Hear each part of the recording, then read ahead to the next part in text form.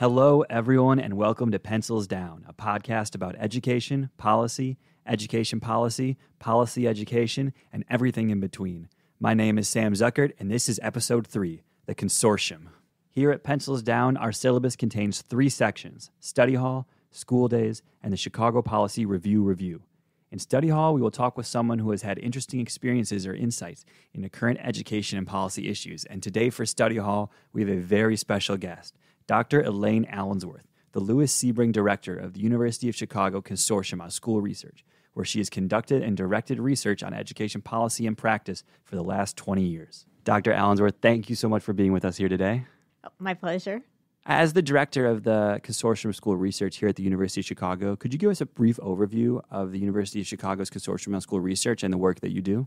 Sure. We're a research institute, interdisciplinary research institute, whose mission is just to do research to improve the Chicago public schools. So we're really focused on Chicago, and so we get to know Chicago public schools really, really well, and that gives us a lot of insight that helps Chicago, and it also ends up helping school districts across the country because a lot of times researchers, they'll study one very specific thing about schools, like principal leadership or curriculum or post-secondary outcomes.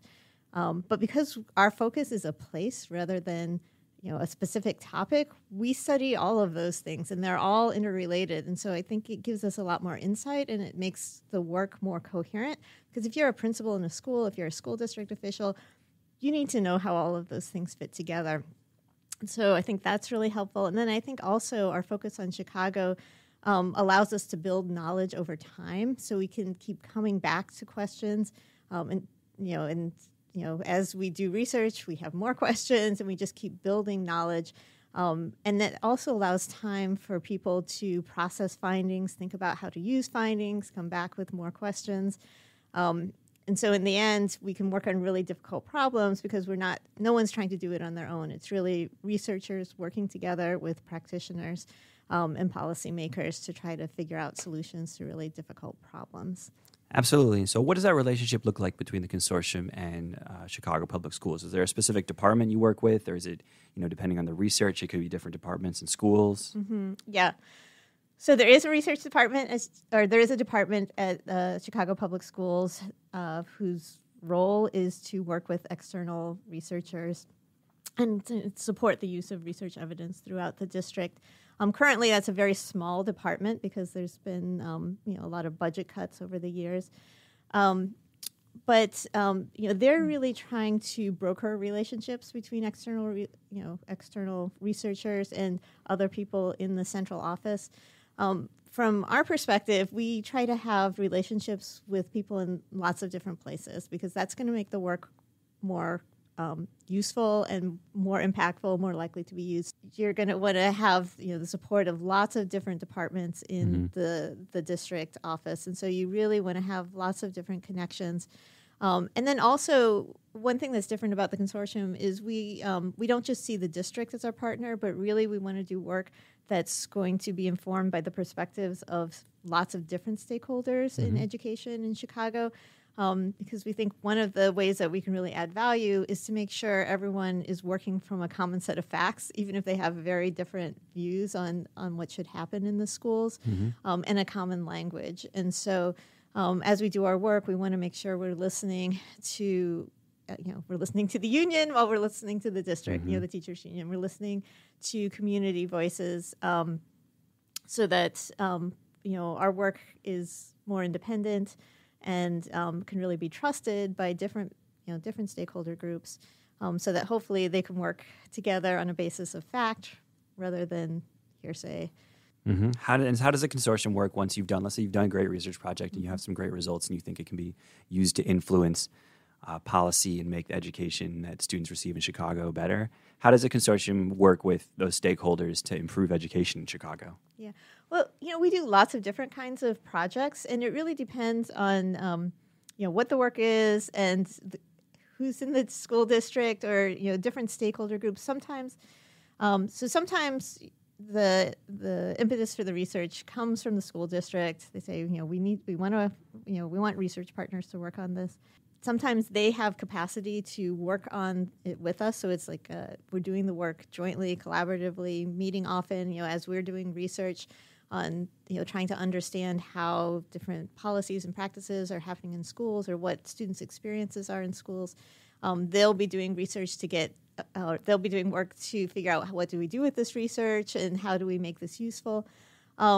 But that requires a lot of capacity on the district end. Other times they want to be informed and involved, but they don't have the time to do the research and really be actively involved. And so then it's a matter of trying to schedule meetings to make sure we're getting input, and then when things get closer to release, trying to work with the district or other stakeholder groups to figure out how to make the work useful. Are there any other kind of exciting or really interesting research projects that are going on right now at the consortium? Yeah, there's a lot of work that's going on. Obviously what's on everybody's mind is the pandemic.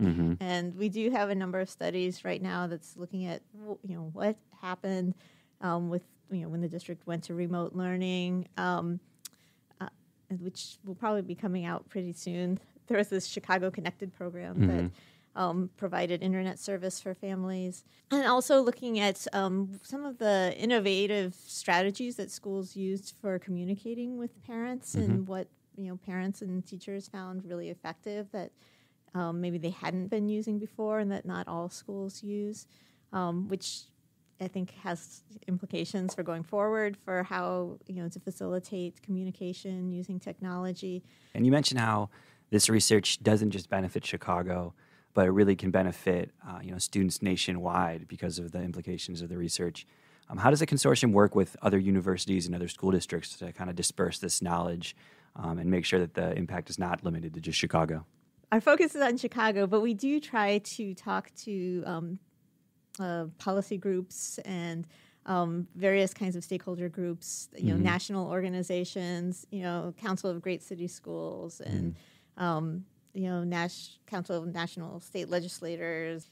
There are a lot of advocacy groups that are out there, in specific areas in terms of, working with teachers or working with families and or that work on specific issues like improving attendance. And so, trying to, collaborate with them, reach out with them, collaborate with other researchers who are doing research in other areas. I will be invited to go visit central offices in other cities sometimes to, talk about the work, what we found in Chicago. And we've run institutes sometimes. So there have been a couple of lines of work where we've seen just huge changes in Chicago public schools. So around improving high school graduation rates by focusing on freshman grades and attendance, looking at freshman on-track rates. Also, we were one of the first cities to develop systems for tracking students from high school through college graduation. And so we ran institutes for school districts to send teams to learn from, folks at Chicago Public Schools and at, the Chicago Consortium, how we developed these data systems, what the research was, how we did the research, how the districts set up their data systems, give data to schools, the supports around using data. You figure out where the opportunities are, basically, as you're doing work. And sometimes, we don't have the capacity. You could always do more, I will say. We don't always have the capacity we would like to really make sure the work gets out there. But we do, try to look for those opportunities, when we can. That sounds great. Well, if you ever get invited out to Boston, let me know, and I'll tell you who to go to for the inside scoop. Okay. All right, so I'd like to talk about a specific study just to try and dig into what it looks like when the consortium conducts a research project in Chicago Public Schools. So I looked at a 2018 study that you conducted about how principals influence student achievement. Really interesting study, really interesting results. How does a research project like that get started? Who comes up with the idea, and then how does it, move into action? So that study built on prior research that we had done at the consortium. Back in the 1990s, some of the first work that was done by the consortium was to work together with, again, stakeholders from across the city, representing lots of different groups to put together what we call the theory of essential supports. There were questions, at the time there's a lot of movement going on in Chicago around school reform.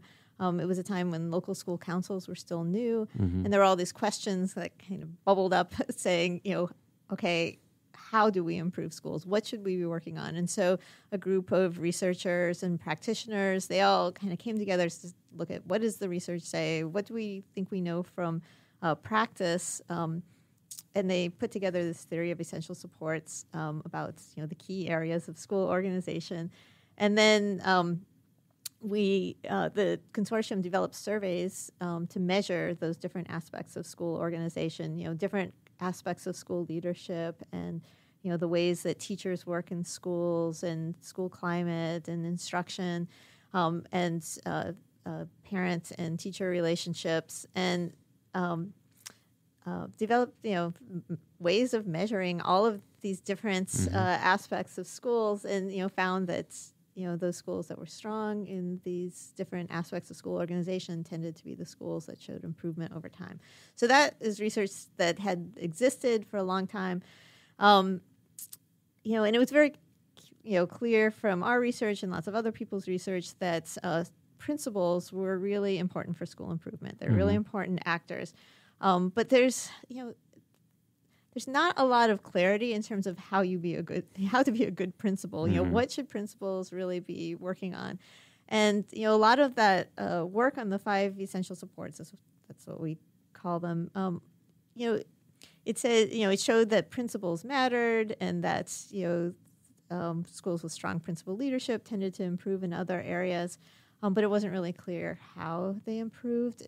And the research that was out there on principal leadership was also just very vague. And a lot of times researchers would just take whatever they happen to have measures of and say, well, let's see if that improves with strong leadership, and that's related to learning gains. But then they only had one measure of one thing, and of course there's a lot of a lot of things happening in schools are all correlated with each other. So if you just look at one thing, you don't know, is that really the thing that's driving improvement? So the idea with that study was to try to disentangle that some more, to really understand what is it essential, what are those mediating mechanisms. We know principals, they don't improve student outcomes themselves. They drive improvement in student outcomes by supporting strong school organization in different ways.